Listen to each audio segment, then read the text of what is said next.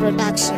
Haka ne ta zamo amarya ba dan ta yi ɗaukaka ba, ta zamo amarya ba domin ta fi kyau ba, ta zamo amarya ba domin ita ce ba, sai dan mijinta na santa ashe ƙauna ce ta.